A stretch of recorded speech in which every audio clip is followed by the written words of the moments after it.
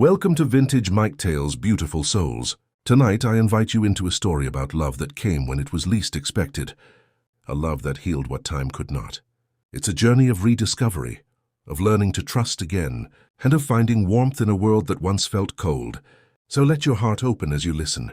And remember, love has no age, no rule, no perfect moment. It simply finds us when it's meant to. Let's begin.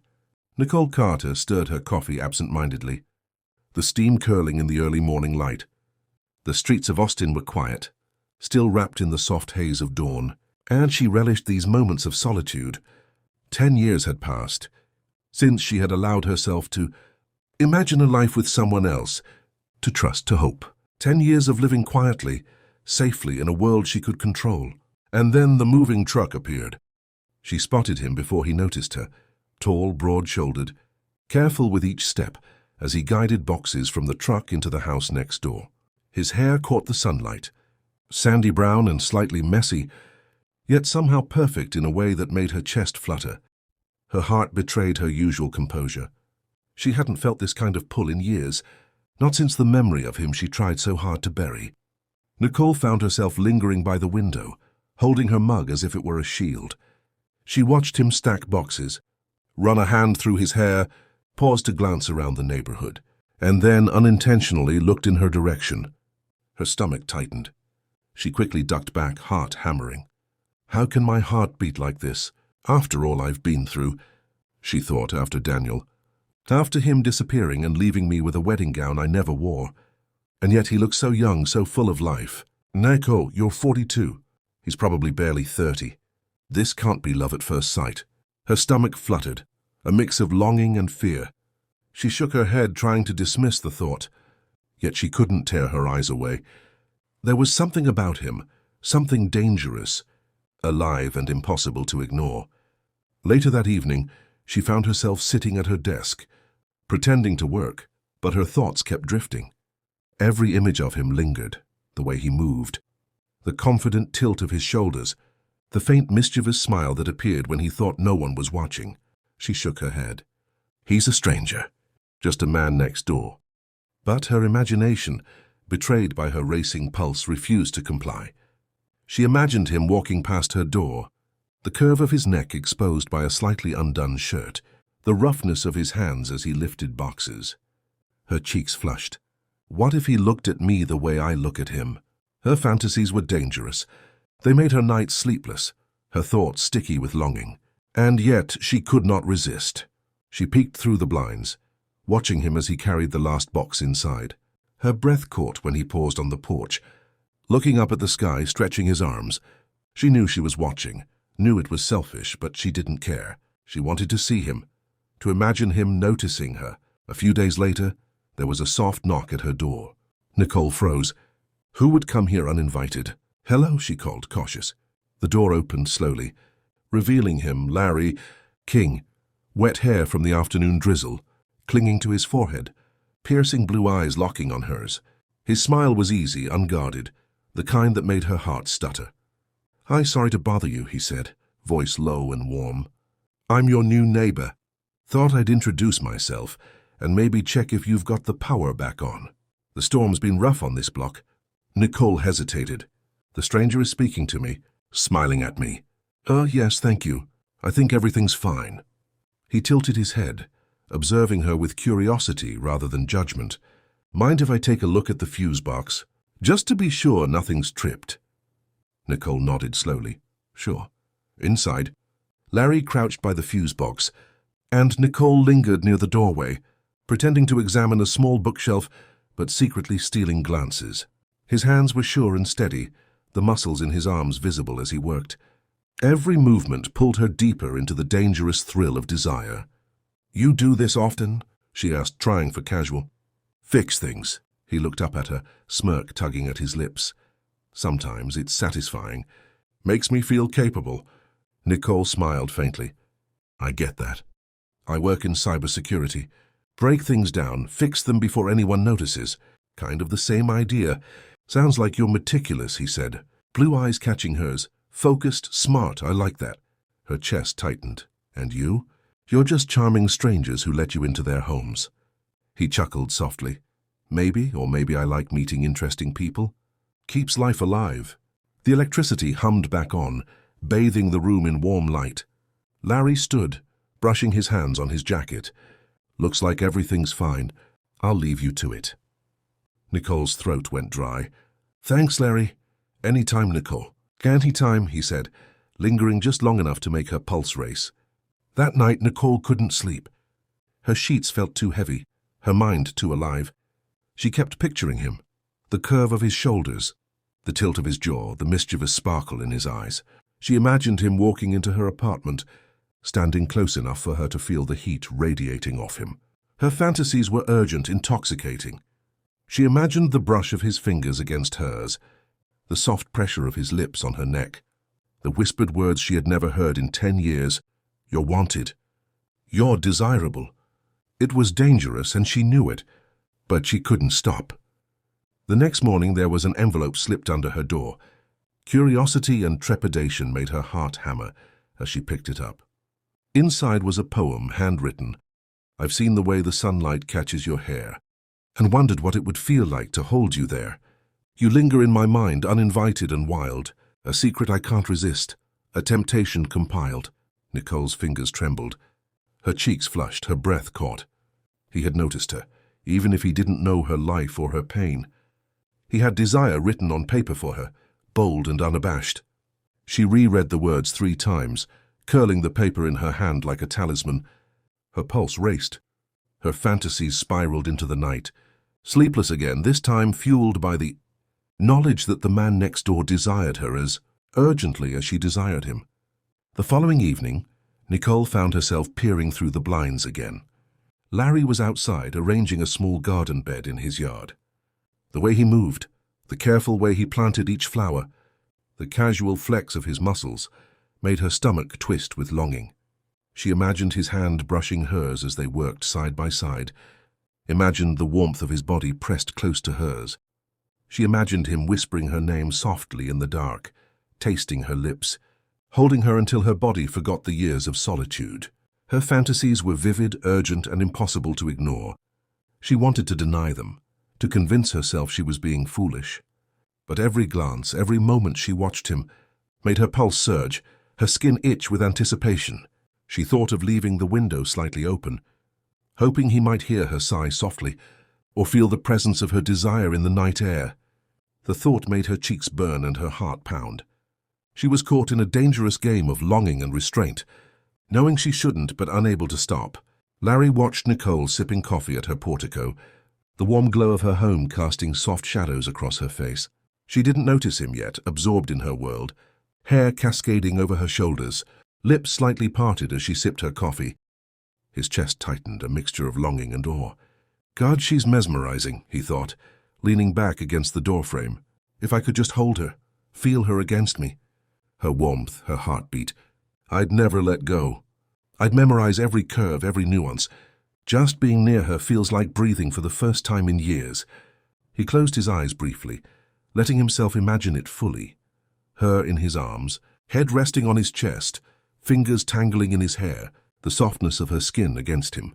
Desire and tenderness twisted together in a way that left him dizzy, yearning and completely helpless to resist.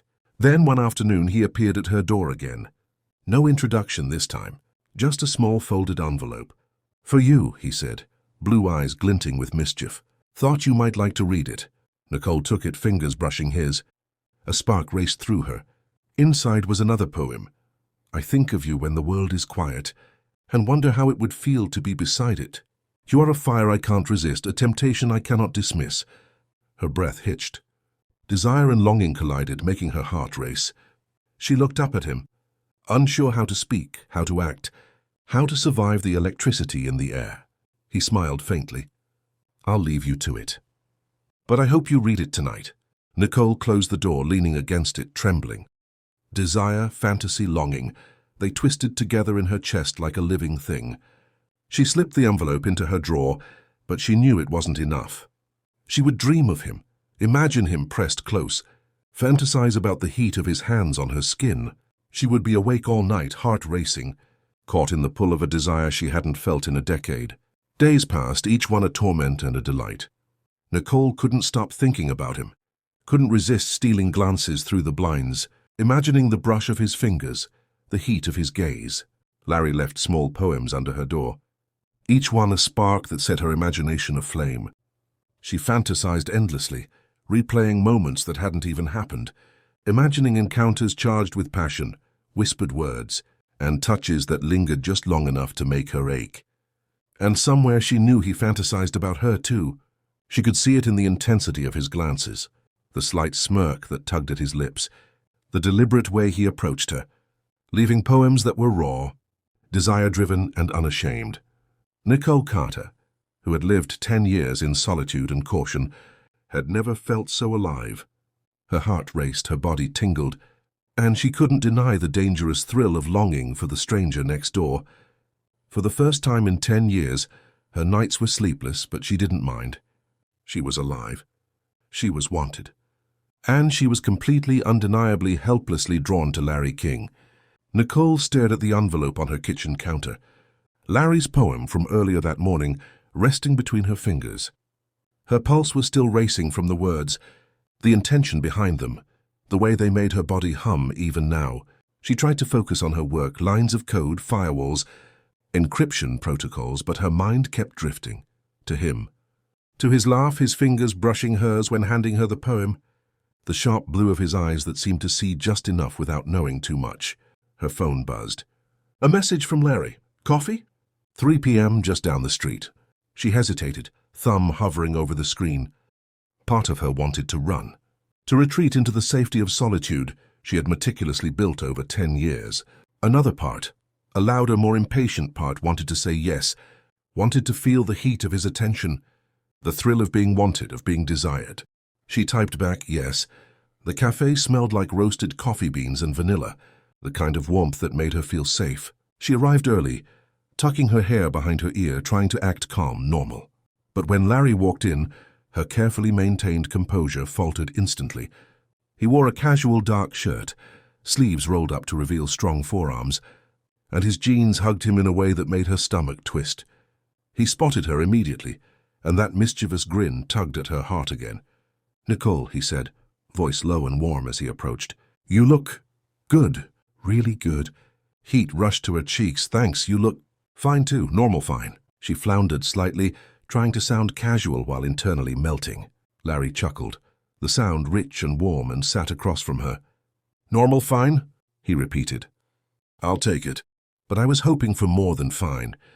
Nicole wanted to respond with something witty, something confident, but the words stuck. Instead, she let a small knowing smile escape.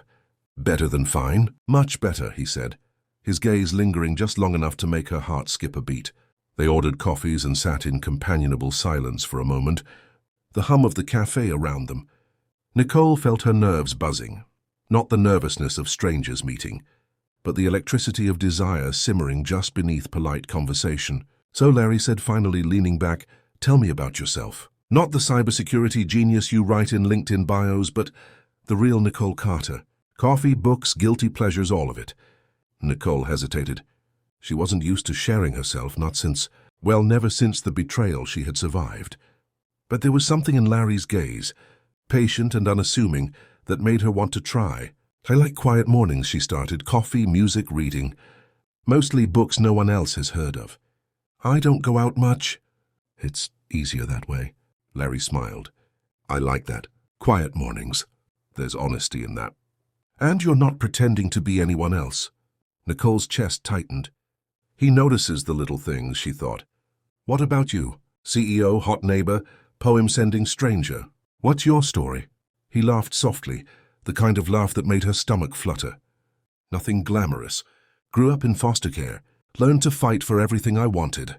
Started my company from scratch. Work hard, play harder, stay alive, but I like quiet mornings too sometimes. Maybe not as much as you, though." Her eyebrows lifted. "Play harder. Mostly sarcasm and small victories," he said with a smirk. "And now, coffee with my neighbor." His gaze lingered, and Nicole felt heat coil in her stomach. Over the next hour they shared stories, laughter, and small confessions. Nicole found herself leaning in slightly when he spoke, drawn to the warmth of his voice, the intensity behind his casual demeanor. Larry noticed the way she tucked her hair behind her ear when nervous, the slight hesitation before she smiled. He wanted to reach out, to touch, but he restrained himself, savoring the tension, the dance between restraint and desire. As they walked out of the cafe, Larry offered his arm. Nicole hesitated, then allowed her hand to brush against his. Just that touch sent shivers up her spine. He felt it too. The subtle electricity, the unspoken acknowledgement of mutual longing. That evening, Nicole found herself pacing her living room, replaying every detail of the afternoon. The way Larry had looked at her over the coffee cups, the brush of their hands, the teasing in his voice, it was intoxicating. She pulled his earlier poems from her drawer, reading them again. You are a fire I cannot ignore. A pull that lingers behind every door. Desire has found you, uninvited, bold, and I can't resist what it makes me hold. Her body reacted instinctively, her cheeks warm, her pulse racing. She thought of him, imagined his fingers tracing the curve of her jaw, his lips brushing her neck, the heat of him pressed close to her. She fantasized about holding him, tasting him, feeling the reckless abandon that had been absent from her life for a decade. Days passed. Larry's presence became a constant pull on her attention. He would appear with coffee in the mornings, text a good night, or leave another small poem under her door. Each interaction left Nicole restless, fantasizing. Her nights filled with dreams of him, dreams that were half imagination, half desire. One evening he texted, "Dinner. I promise nothing fancy, just us." Nicole hesitated. Dinner with him, alone. Every rational thought screamed caution. But another part, the part she had ignored for 10 years, thrilled at the idea.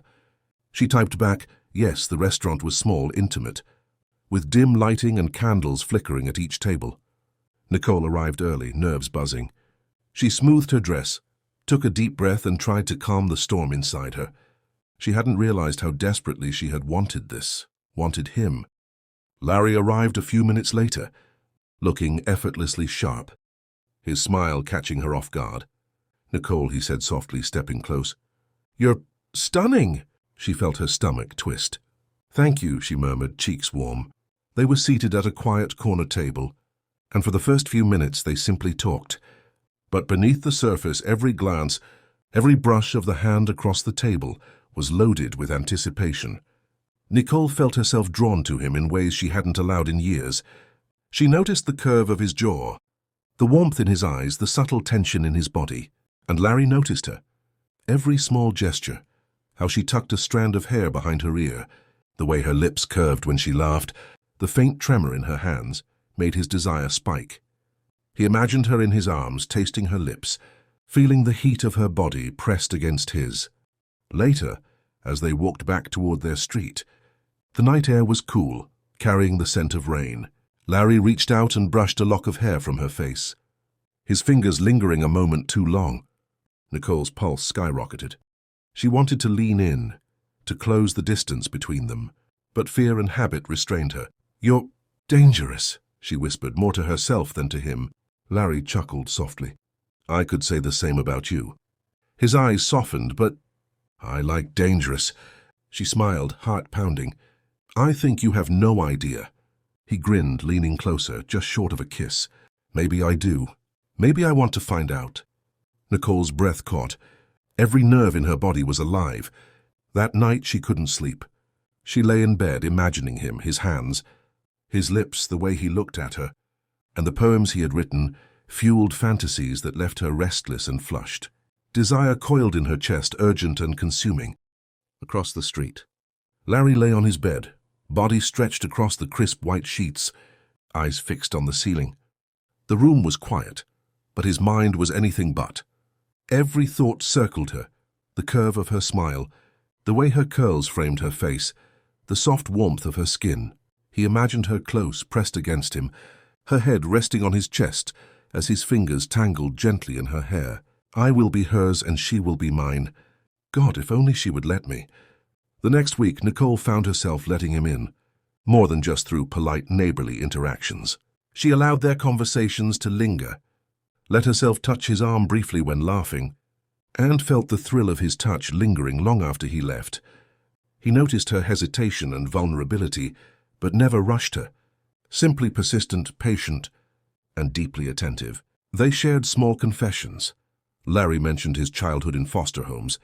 Nicole spoke of her heartbreak without going into painful detail. Each shared vulnerability built intimacy, trust and longing, each glance heavy with unspoken desire. Larry left another poem under her door one morning. I think of you when the world is quiet, and my mind wanders to where you are, close enough to feel, close enough to want. Every moment with you is my favorite scar. Nicole read it repeatedly, flushed and trembling. Her fantasies intensified, each poem a spark igniting desire and curiosity. She realized she was falling in ways she hadn't allowed herself for years. She was terrified yet exhilarated, caught between caution and the wild. Consuming attraction she felt for him. While she was still lost in her fantasy, her phone buzzed. An unknown number flashed across the screen, but the message made her heart stop. Nicole, it's me. Can we talk? Just 6 words, yet they shattered the fragile calm she had built over the years. Her stomach twisted, her pulse racing as old wounds ripped open. She hadn't heard that voice in a decade, but the ghost of it echoed in her mind as if no time had passed. Every memory, every unanswered question came flooding back. She pressed a hand to her chest, trying to steady her breath, and before she could talk herself out of it, she called the only person who made her feel safe. Larry, she whispered when he answered, her voice trembling. Can you drive me somewhere tomorrow? The rain had slowed to a mist by the time Nicole stepped out of her contemporary home, the sidewalk shimmering under the streetlights, each droplet reflecting the tension coiling in her chest.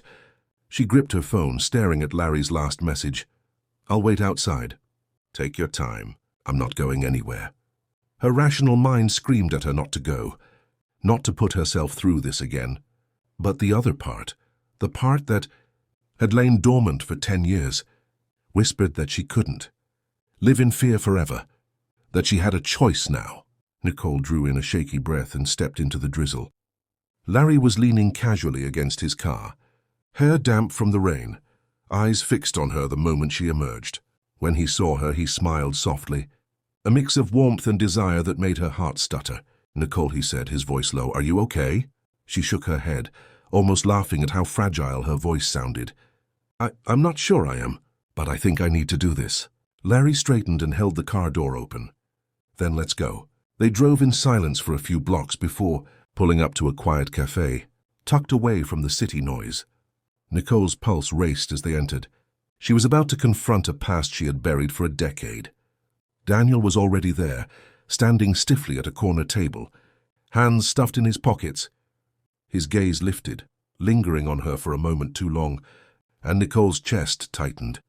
Nicole, he said, voice low, almost pleading, it's been a long time. Yes, she replied, taking a seat, her hands trembling in her lap. It has. Daniel exhaled shakily. I know I left without explanation. I thought disappearing would make things easier for you, that I could sort myself out before coming back. I was scared, Nicole. Scared I wasn't the man you deserved. And Nicole cut him off, voice trembling but sharp. You think disappearing makes someone stronger? Makes them brave? Do you know what it was like for me? To wait every day, hoping for an answer, imagining what I did wrong, wondering if I wasn't enough. Daniel flinched. I was young, immature, afraid of failing. I thought I was protecting you from disappointment. I see now that I did the opposite. I hurt you badly and I am sorry. Tears pricked Nicole's eyes. Sorry doesn't bring back 10 years of unanswered questions, Daniel. Sorry doesn't fill the nights I cried myself to sleep, imagining what you were doing, why you left, if I was ever worth it to you. Daniel's hands clenched. I know. I see that now, and I can't take back the pain I caused. I only wanted to tell you the truth, even if it comes too late. You deserve to hear it from me. Nicole's chest heaved with the weight of the decade she had carried. So your reason for ghosting me was fear? Yes, he admitted, his voice breaking. Fear of failing you. Fear of not being enough. Fear of myself and cowardice. Pure cowardice. Nicole's tears fell freely now. Cowardice, that's what I lived with for 10 years. I thought I'd never trust anyone again. And now I have to process that my worst fears weren't imagined. They were real. They were caused by you. Daniel's gaze dropped to his hands, I know. And I don't ask for forgiveness. I just wanted you to know. I failed you completely. Nicole sat back, trembling. A mixture of anger, relief, and heartbreak twisting her chest. She had closure now, but it was bitter and raw. Larry was waiting outside in the car, silent but steady. When she walked back toward him, shoulders slumped and eyes wet, he didn't speak immediately. He opened the door and gestured for her to sit. She sank into the passenger seat, staring at the rain-streaked window. "I saw him," she whispered. He explained why he disappeared. "It doesn't make it okay. It doesn't change what happened."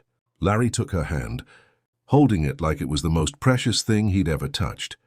"Nicole, I don't care about him, about the past. I care about you. I care about us. And nothing he did or didn't do changes what I feel for you." Her eyes lifted to his, vulnerability breaking through. "Larry, I'm scared. Scared of trusting someone again. Scared of being hurt. And I'm scared of the age difference. You're 10 years younger than me. What if I ruin this? What if I'm too old for you? Or you regret it later?" Larry shook his head, brushing a damp strand of hair from her face. "Nicole, age is just a number. Society might judge, but that doesn't matter. What matters is us. What matters is that I love you deeply. I want you, all of you, no matter what the world thinks. And I'm not going anywhere." Nicole's throat tightened. "I've fantasized about someone loving me for me again. But reality scares me. I don't want to build something beautiful, only to have it taken away. 10 years taught me to be cautious." Larry leaned closer, forehead resting against hers. "Then start small. Let me show you that you can trust me, that love isn't a trap. I'll wait as long as it takes. I'll stay patient for every scar you carry, every fear you have. I'll fight for you, Nicole. You don't have to leap. Just let me be here." Her tears fell freely and he held her close, a grounding warmth against the storm inside her. "I want to believe you," she whispered. "I want to trust you." "You don't have to believe yet," he murmured. "Just feel me, feel us." That's a start. In the following days, Nicole allowed herself to explore the emotions she had locked away for 10 years. Larry was patient, unwavering, showing her through gestures, gentle touches, whispered reassurances, lingering glances that she could be desired, trusted and loved, no matter the scars she carried. They spent late nights talking about everything. Her pain, abandonment and scars from the past, his orphaned upbringing, learning to survive without love, and fear of losing someone he finally cherished, their age gap and what it meant to them, the societal judgments and personal insecurities. Nicole admitted one night, as rain tapped against her window, "Larry, I worry about what people will think. 10 years, they'll assume you're immature, that I'm selfish for being with someone younger. And sometimes I worry, maybe I'm holding you back." Larry brushed her cheek gently. "Nicole, I chose you. Every day. I don't care what anyone else thinks. I don't care about numbers or judgment. What matters is what we feel. And I feel more alive with you than I ever have before. I don't want the past to haunt you. I want to build something with you that's ours. Something real." Nicole leaned into him, the warmth of his body anchoring her. "I've fantasized about this for years, about someone seeing all of me, loving me, even with my scars. But feeling it now with you, it's overwhelming." Larry kissed her softly, slowly, pressing against the doubts, the fear, and the longing she had carried for a decade. "You're not alone anymore. Not now, not ever." For the first time in 10 years, she felt a fragile hope. Hope that love could survive scars, age gaps, and fear.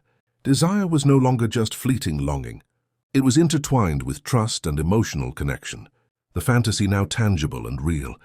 She whispered into the night, hand pressed over her heart, maybe love isn't just a dream. Maybe it's finally mine." The night wrapped them in quiet intimacy. Nicole lay in Larry's arms on the couch, the glow of the city lights spilling through the window, flickering across his face. Her head rested against his chest, and she could feel the steady thrum of his heartbeat beneath her ear. Every beat seemed to echo the truth they had uncovered together. The walls, the fears, the scars, they didn't matter here. Not to him, not to her, not tonight. Larry's fingers traced lazy patterns along her arm, and she let herself shiver beneath his touch. "You're still trembling," he murmured, voice low and tender. "I know," Nicole admitted, lifting her head slightly to meet his gaze. "I can't believe this is real. That you're here, that you stayed, that I'm allowed to be loved like this after everything." Larry cupped her face gently, his thumb brushing along her cheek. "Nicole, you've always been worthy of love. I've just been lucky enough to be the one who gets to show it. And I'm not going anywhere, ever." Her eyes glistened with tears, and she let herself rest against him again. "It's hard," she whispered.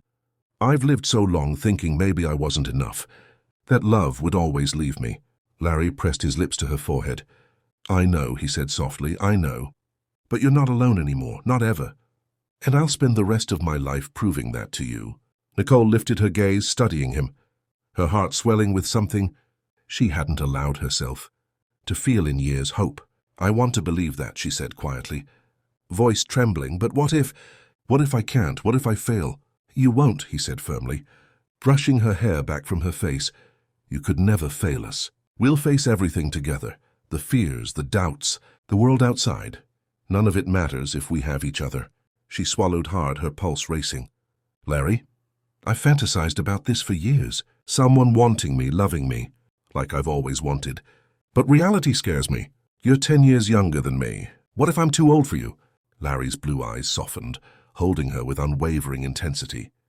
"Nicole, age is just a number. Love isn't measured in years, it's measured in devotion, in honesty, in presence. And I'm here fully for you always. You're everything I want, everything I need."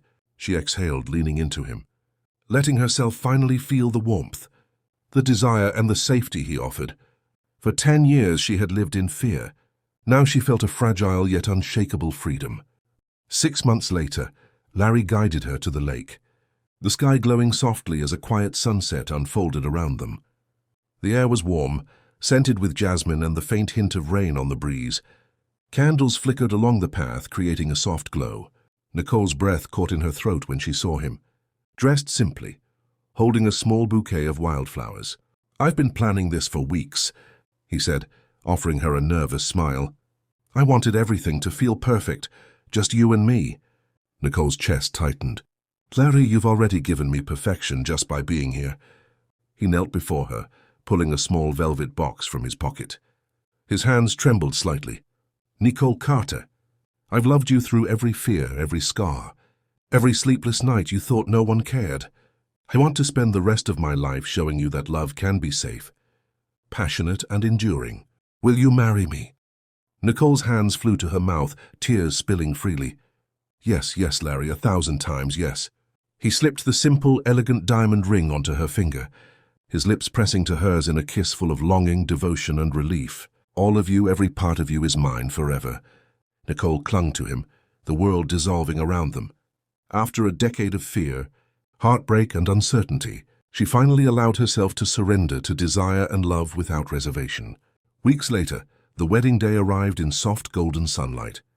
They chose the lakeside clearing where Larry had proposed, decorated simply but beautifully with wildflowers and flickering candles. Nicole's dress shimmered with understated elegance. Her hair was pulled into soft curls, framing the glow on her face. Larry stood beneath the arbor, his tailored suit impeccable, his gaze never leaving hers. "You look breathtaking," he whispered when she reached him. Nicole's voice trembled. "You look perfect." The officiant's words faded into the background. All Nicole could feel was Larry's hand in hers, the warmth of his presence, and the certainty that this love had survived everything and would endure beyond fear, time, and judgment. Larry's vows came first, low and full of emotion. "I vow to love you through every scar, every doubt, every storm. I promise to stand by you, to hold you when you're afraid, and to never leave. You are my heart, my home, my everything.